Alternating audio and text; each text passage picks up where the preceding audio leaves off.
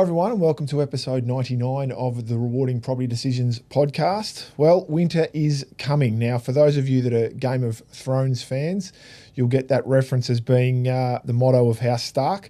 And it obviously says that tough times are ahead. But I'm not sure that's necessarily going to be the case for the Melbourne property market coming into our winter.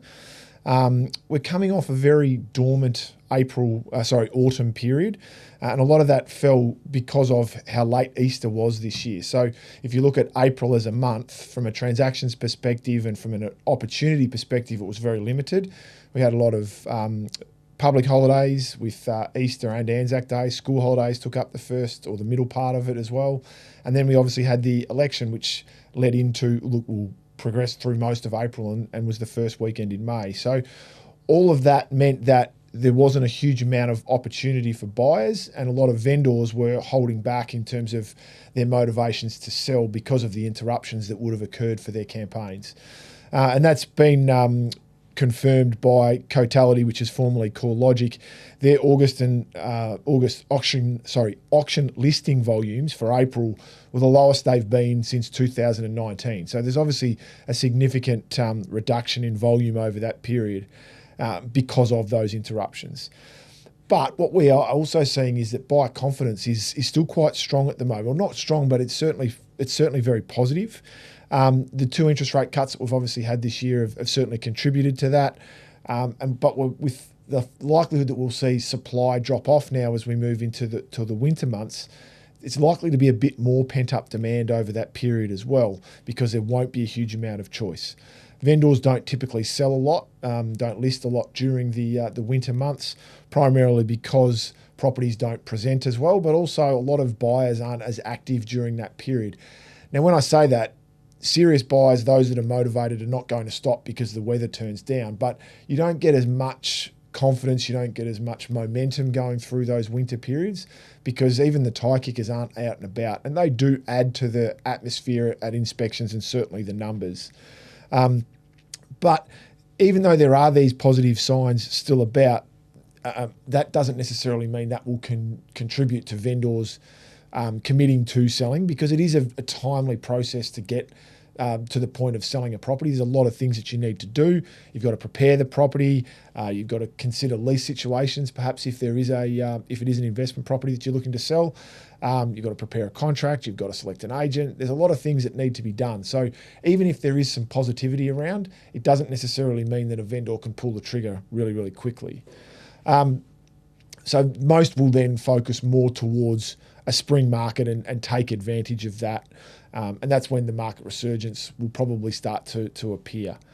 But I don't think it's going to be a lean winter either, given that the demand and supply tension is going to be there. I think that there'll be some positive signs, and there are certainly a lot of signals that you can keep an eye on through the winter months in order to prepare for whether it be a buying or selling during the spring market. So from a buyer's perspective, what are some of these signs that you should be keeping an eye out for, which I think will be probably more pronounced this year, and certainly things that you can really take away leading into a spring market if the right property doesn't pop up.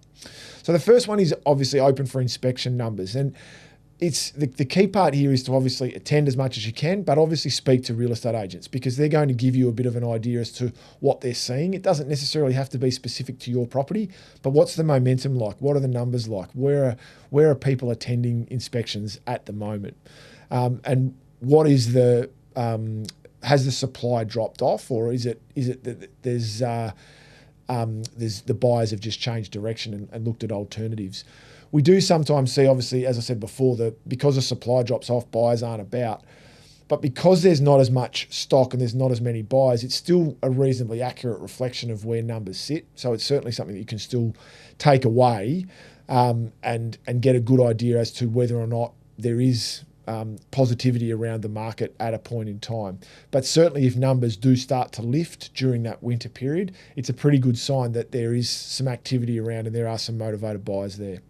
The next one is the clearance rate, and it's not dissimilar to inspection numbers in that it gives a good indication on how competition is going. But even more valuable, if you can, is to attend auctions and see the number of people that are bidding at auction, because that gives a really good understanding as to the depth of activity that is around at a point in time. You could see, because the clearance rate tells you or includes properties that have sold but have passed in at auction. So you could have 5 auctions that you might attend on a weekend, all 5 of them pass in and there's only one genuine bid on each of those properties, but they all sell. Versus a property where there might be 5 people bidding. Now, 4 people have missed out. They're still motivated. They're still ready to go if there's something similar pops up. So that can give you a differing understanding as to what the motivations are and whether or not there's depth of demand or whether or not it's just sort of creeping along, which it can sometimes do during winter. And something to bear in mind, which I know I've said before, but as a general rule of thumb that we tend to look at, if you've got a clearance rate sitting below 60%, tends to indicate a buyer's market. If it's sitting in the 60 to 70% range, it tends to indicate a fairly balanced market. And if you're in a well-supplied market and the clearance rate is sitting above 70%, tends to give you a good idea that there's fairly good competition around, and that's probably considered more of a seller's market. So just as a general rule of thumb. The next one is time on the market from a selling point of view, and that can give a good indication of competition levels and demand, because if something's turning over fairly quickly, then there's competition there and buyers are wanting to get in and make sure that they take advantage of that. So if you start to see the time on market numbers drop, then it's a bit of an indicator that things are starting to move positively.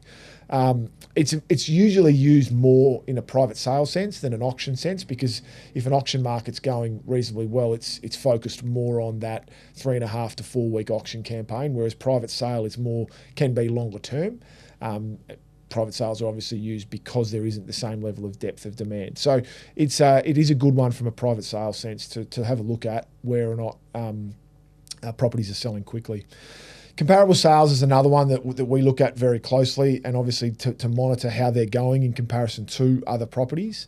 And you can look at, there might only be minor changes, but they could be indicators that both positively and negatively that there is some competition around. I mean, I used a case study a couple of times recently of an auction that I went to in Fairfield recently, whereby property in the same street, same side of the street, one sold for $200,000 less a month earlier, and they were very similar. There was no great difference. So by monitoring those sales, you can see that there's some pent up demand there, and it's gone from, and having a chat to the agent in the previous sale, and it was the same agency selling them, told us that there was no competition on the previous one, and when I attended the auction on the second one, there was 5 people bidding on it.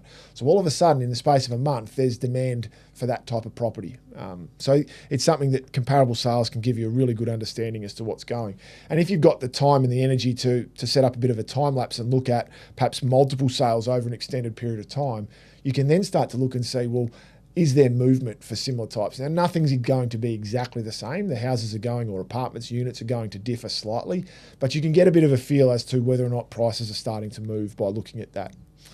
And then finally, the last one is industry commentary. Now, this is a one to be a little bit careful with, but it is something to monitor, because you tend to find, obviously, with newspapers, there's a bit of a tendency to sensationalise stories one way or the other. It can be that everything's going gangbusters and it's going through the roof, or it can be the market's diving and it's coming backwards at a rate of knots. So understand that there can be some motivations there.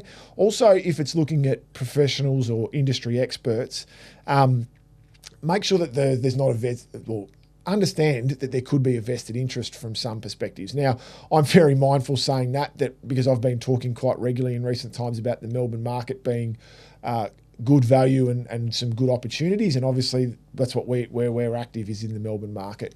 But I think the other component to that is you need to look at, and when you're taking advice from professionals or looking at their commentary, if there's stats and there's evidence to back up the commentary that's being made. And I certainly think in the Melbourne market's sense there is, but I think that's an important part. If you are looking at industry commentary and market commentary, just be mindful of of whether or not there are vested interests in the commentary that's being made. So it is really crucial to keep a close eye on market indicators, and I think that can give you a really good insight, particularly if you're preparing to get yourself into the market. And by doing that, it gives you, when the market does start to move, which it can do very quickly when it does, you're in a strong position to take advantage and make sure that you're in beforehand so that you don't have to start playing catch up, which a lot of people do when the market starts to move. So take the time to get yourself organised, particularly over these times where you are monitoring things.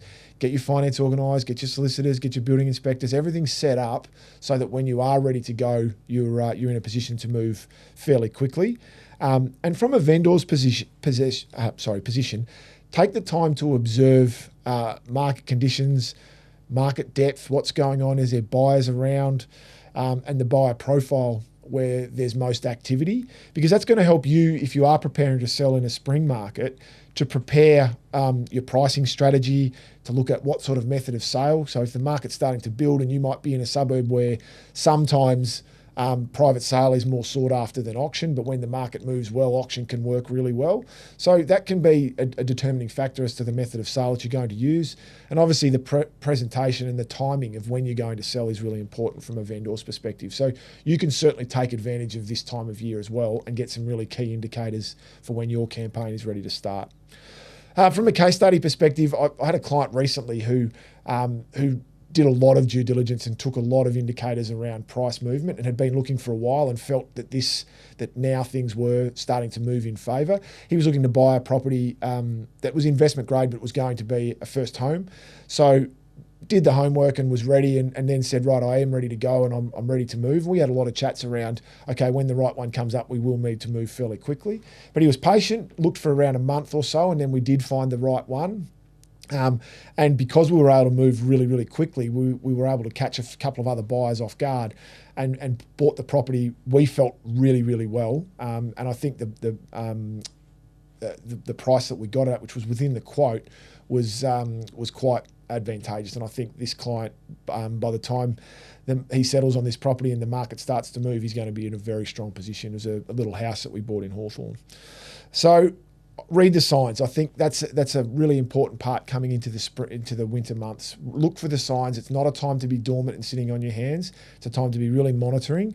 If the right property's there, just because it's winter doesn't mean it's not a good time to buy. You could get some really good opportunities during the winter months. But if it's not the right property because the market's not well supplied, then prepare yourself so that you know when the market does open well in spring, that you're in a position to take advantage and you know where values sit so that you can move fairly quickly. So that's it. Thanks very much for joining me for episode 99 of the Rewarding Property Decisions podcast. Hopefully 100 in the next fortnight, which will be good. But as always, please feel free to share the podcast far and wide with friends, family, and on your social media channels if possible. But otherwise, if you'd like further information, visit our website, wakeland.com.au. Otherwise, we wish you all the best with your property decisions.